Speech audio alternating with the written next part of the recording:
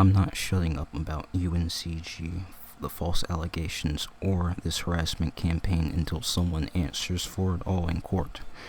Not only do I have a reason to believe, but also evidence to suggest that someone falsely accused me of being a child predator and a Nazi, two of the worst things a person can be.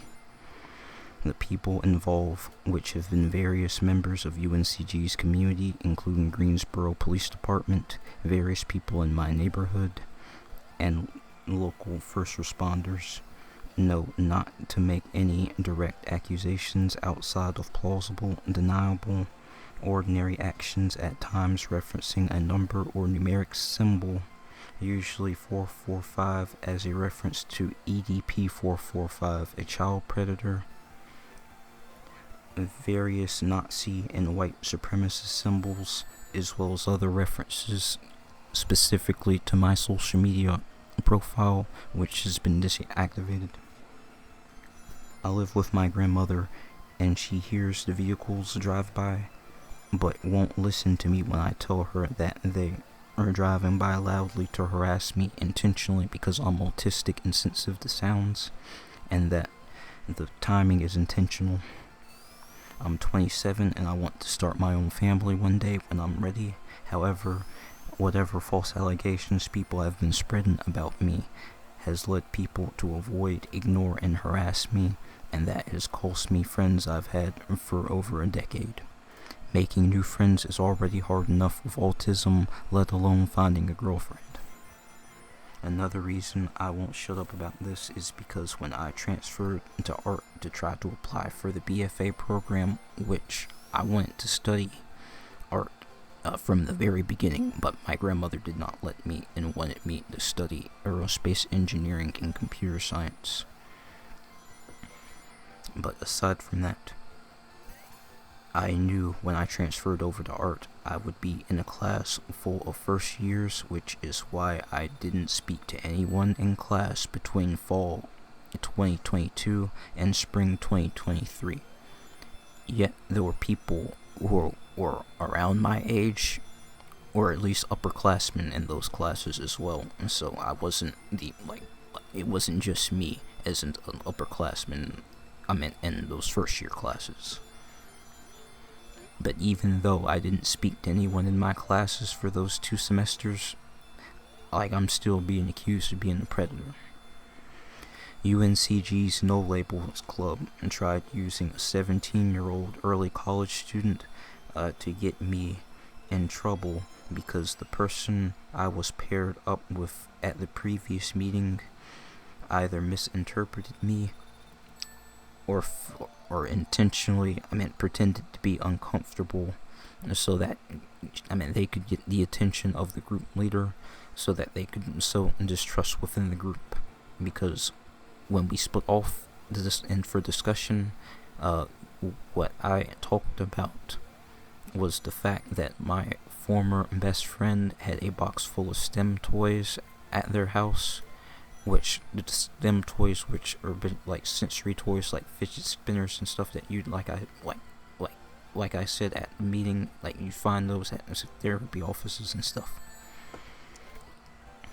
But either way, something about that statement made them uncomfortable to the point where, like I said, they called over. Well, they got the attention of the group, the club leader, and then they had to check on us. But like I said.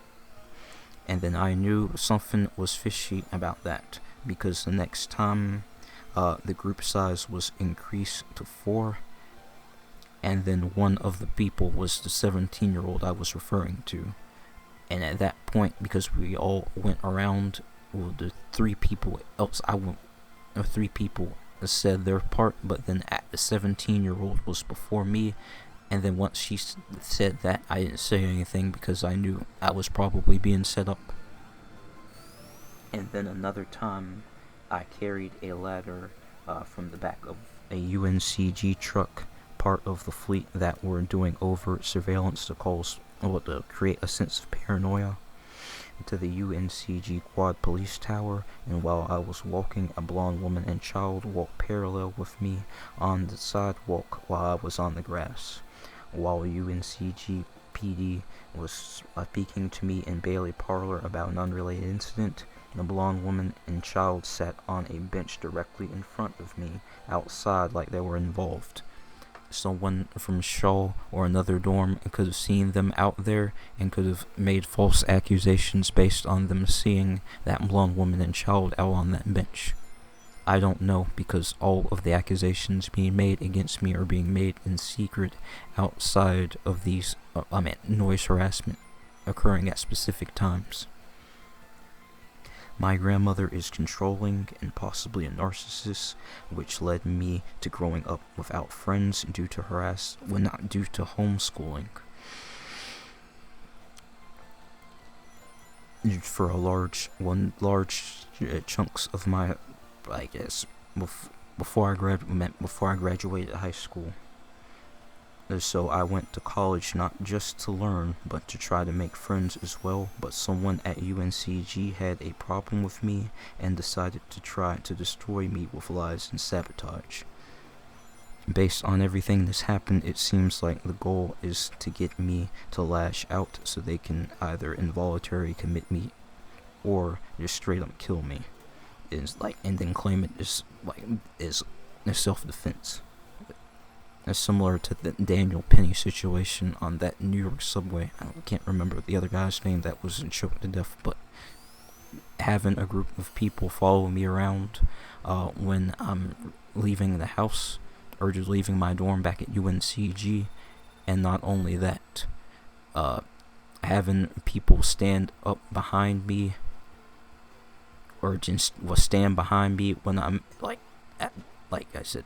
There were situations on campus where it seemed like UNCG, well, I know that UNCG has some type of safety patrol because they were hiring for it, but I chose to apply for the job at the esports center instead. But I didn't even get, that didn't even get processed until the last minute where it was denied after all this. But anyways, that's besides the point. So like I said, this whole part of this, the goal of the situation seems to get me to either lash out or to get me to freaking kill myself, which neither of those are gonna happen.